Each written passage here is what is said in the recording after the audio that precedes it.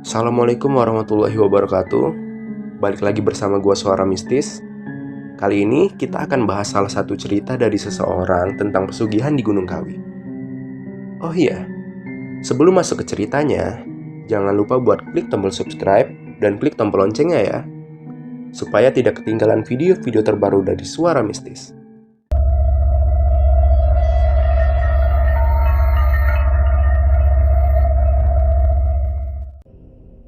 Seorang kawan dalam satu kesempatan, namanya Hajrah, bercerita tentang kisah-kisah keluarganya saat bertandang ke Gunung Kawi.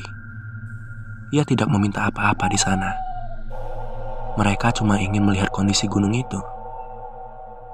Menurutnya, Kawi itu memang sudah terasa nuansa mistik saat baru pertama kali menapakinya.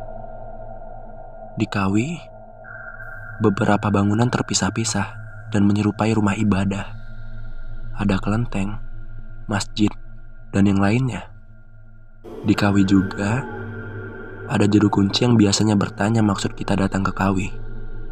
Jika benar cocok, ia bisa menunjukkan dan mencontohkan cara berdoa untuk maksud tersebut. Saya bahkan diarahkan dan disodorkan pertanyaan yang menjurus ke ritual sesembahan yang saya memang tidak mau.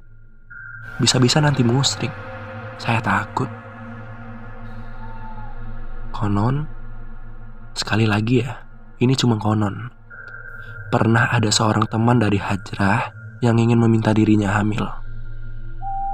Sudah berapa lama setelah menikah, perutnya belum mengisi. Ia gusar bukan main. Untuk itu, ia pergi ke Kawi, meminta doa dan berkah yang entah pada siapa. Dalam sebuah rumah ibadah yang dirahasiakan apa nama tempatnya, ia diberi beberapa sesaji dan disuruh untuk mengalap berkah. Dalam rumah ibadah dia berdoa. Lalu sesudahnya, ia disuruh kemana saya kurang tahu. Yang penting berdoa aja dulu di situ, beber Hajrah. Konon, setelah berdoa, ia pulang kembali ke rumahnya. Saat itu, seusai perhubungan dengan suaminya, tak lama, ia kemudian hamil. Di situ dia bahagia sekali. Hajrah lupa satu cerita bahwa ada pantangan yang dilakukan kawannya. Nah, pantangan apa yang ia langgar itu, ia tidak tahu.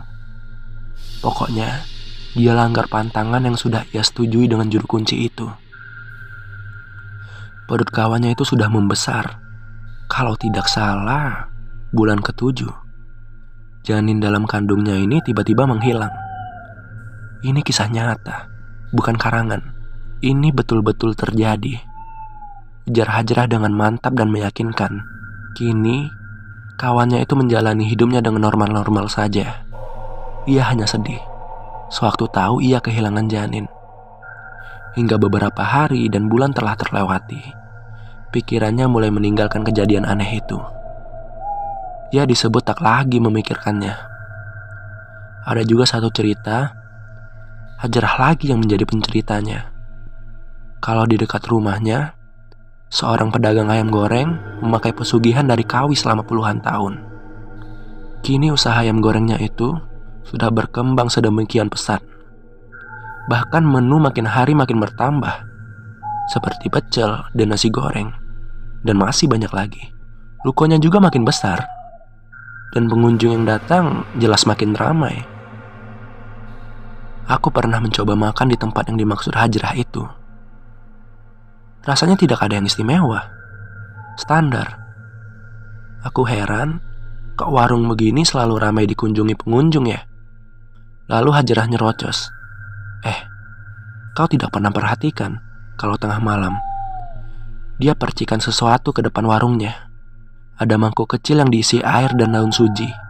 Pakai daun itu, ia percikan garasi dan pagar rukonya.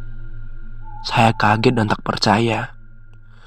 Belum selesai kondisi itu, Hajrah ngomong lagi soal kondisi warung-warung makan di sekitar warung ayam goreng, yang konon pakai pesugihan itu.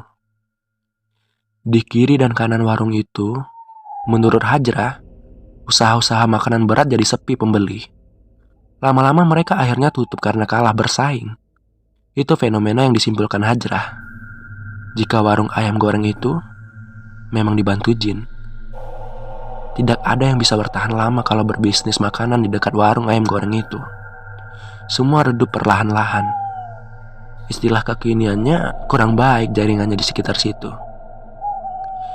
Kalimat akhir Hajrah bikin saya merasa kalau pesugihan memang tidak baik sama sekali. Kaya memang iya, namun ada kebahagiaan dunia yang juga ikut hilang. Nauzubillah. Pemilik warung ayam goreng itu seharusnya sudah punya cucu. Anak semata wayangnya jika hamil, entah kenapa setelah melahirkan, bayi anaknya itu hidupnya tak lama. Selalu ada aja sakit yang diderita kemudian meninggal. Janggal bukan? Begitulah Kawi dan orang-orang yang ngelap berkah di sana. Memang masih sulit disimpulkan apakah rezekinya halal atau tidak. Sampai sekarang Kawi masih ramai dikunjungi soal bersekutu dengan jin. Itu masih menjadi misteri.